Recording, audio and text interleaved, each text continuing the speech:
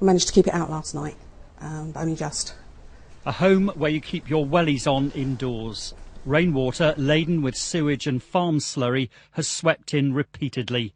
Now the water's eroding the family itself. Their sons had enough. He broke down and said to his father and I the other day, "I think I'm going to have to leave home, Mum, Dad, because I can't handle this anymore." Well, how do you feel about that? Well, you can tell. You can tell. It's actually taking my family now. It's actually affecting my children. The flooding is caused by rainwater cascading down from the adjacent village. The family says they've asked the council to build bigger drains, but all they get are workmen to help clean up after each flood.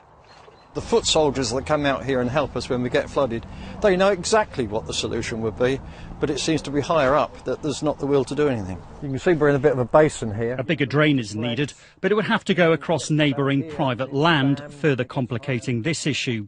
Wiltshire Council says it is looking for alternative solutions, but adds that groundwater levels are up and watercourses full. Since the floods of 2007, councils have more responsibilities for road drainage, but their resources are stretched and our drains can't cope. What we've seen here today is repeated throughout the countryside. Small parts of the drainage system have been improved here and there to solve problems, but that just pushes water further down the catchment more quickly, and further down the catchment you have situations we have here, which is almost like a plug sitting at the end of the drain. If intense rainfall is part of a new permanent climate change, then bigger drains will be needed everywhere.